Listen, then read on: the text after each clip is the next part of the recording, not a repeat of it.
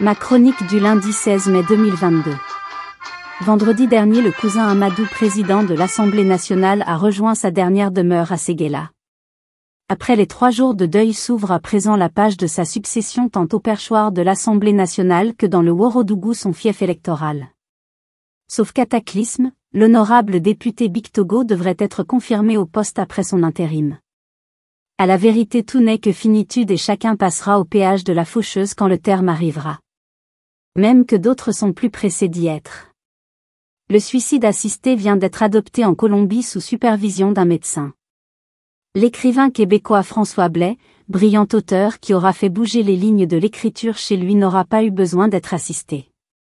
Ce grand esprit a mis fin à ses jours par suicide ce samedi 14 mai à l'âge de 49 ans. Oh, quel énorme gâchis! Arriver à ne plus vouloir vivre, énorme désespoir.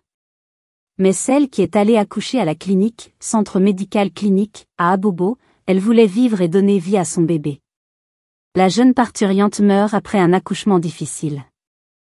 La jeune dame a trouvé la mort le 5 avril dernier, au centre hospitalier régional, CHR, d'Abobo, après avoir accouché dans les conditions difficiles au centre médical Christ-Roi, CMCR, situé à Abobo-Sagbé, derrière Rail.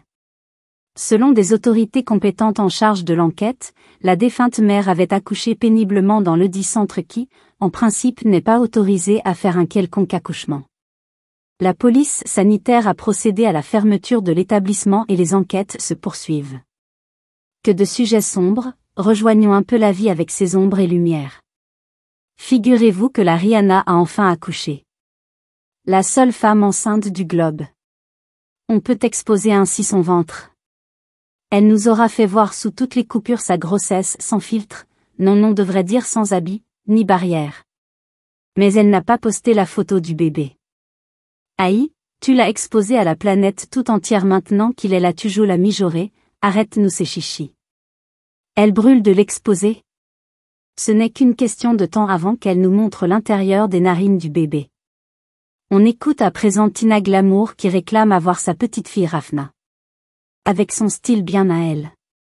Qu'elle se rassure, un sentiment assez normal, mais attention à y mettre la manière. Voici un couple, eux réclament 615 000 € à leur fils, et en justice pour ne leur avoir pas donné un petit-fils. Des malos. On termine au Cameroun ou au Mali, j'hésite.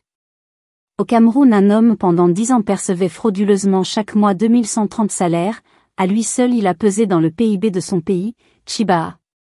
Au Mali, Sékou Tounkara, ce vidéoman malien immigré aux USA en séjour actuellement à Bamako, a été arrêté à la suite de plusieurs plaintes. Cet homme a l'injure facile.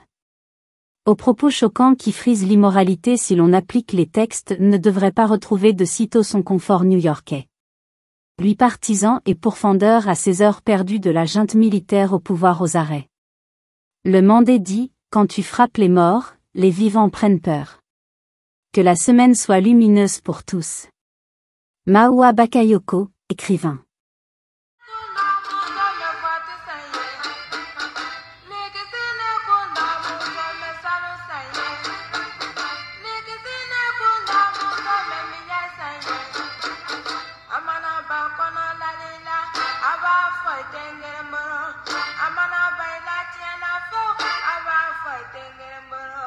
Amana baila